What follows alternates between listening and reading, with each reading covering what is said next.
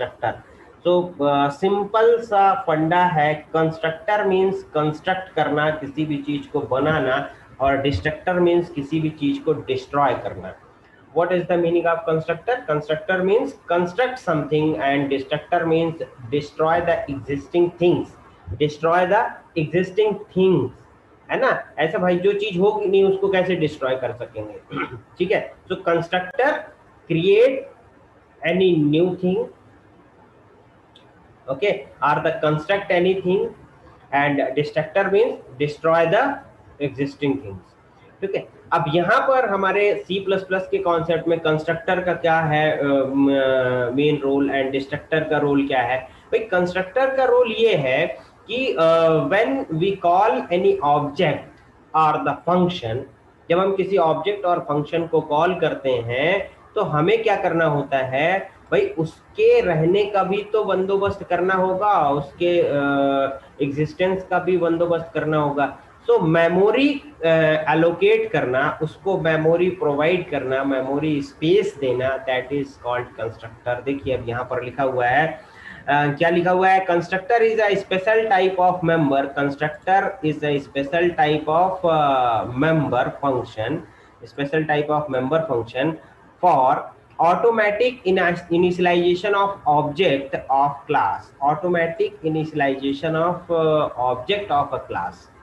मतलब ये इस तरीके का एक मेंबर फंक्शन होता है जो कि किसी क्लास के ऑब्जेक्ट को ऑटोमेटिक इनिशियलाइज करता है, automatic initialization of a class. Characteristics of the constructor, constructor का अब कैरेक्टरिस्टिक्स क्या है? It should be declared in public section of the class, where we can declare it in the public section of the class, and the types are invoked automatically when the objects are created। इसका जो type होगा that is automatically क्या हो जाएगा? Invoked हो जाएगा when any object can be created, जब भी हम कोई ऑब्जेक्ट क्रिएट करेंगे। Okay, so they do not have return type, ये कोई भी वैल्यू रिटर्न नहीं करा सकते हैं, ठीक है। And they can not be inherited through a derived class, ठीक है। डिराइव्ड क्लास के थ्रू हम इनको इनहेरिट नहीं कर सकते हैं, ठीक है। Derived class can call base class constructor, ठीक है, can call base class constructor. Base class constructor हम किसको बोलते हैं? ऐसे कंस्ट्रक्टर जिसको हम डिराइव्ड क्लास के थ्रू कॉल नहीं कर सकते हैं, या डिराइव्ड क्लास में हम इसको कॉल नहीं कर सकते, तो उसको हम बेस क्लास कंस्ट्रक्टर बोलते हैं। And it has the same name as a class.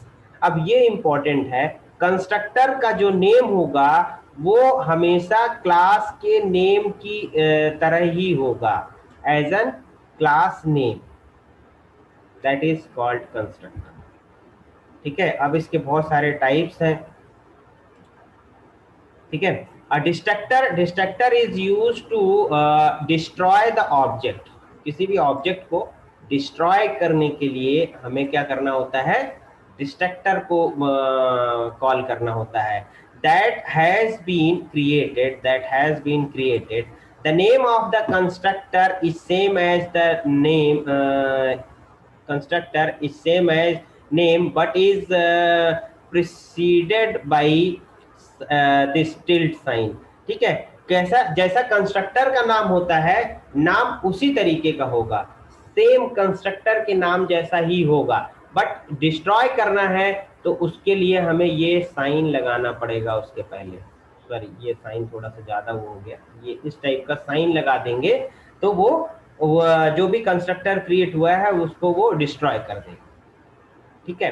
Destructor will automatically be called by compiler upon exit from the program to clean up storage which was taken by the object, ठीक है। हमारा जो compiler होता है वो automatic क्या करता है? डिस्ट्रॉय कर देता है जो हमारा कंस्ट्रक्टर मेमोरी क्रिएट करता है।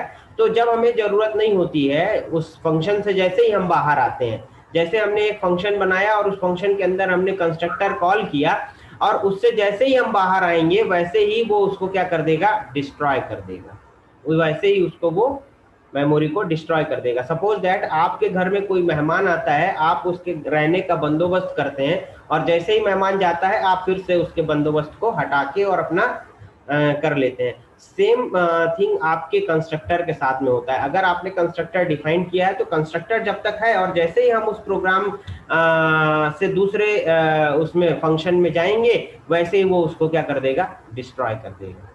ठीक है, so this is the function of destructor. And destructor जो है ऑटोमेटिकली कौन कॉल कर लेता है, हमारा कंपाइलर काम कर लेता है।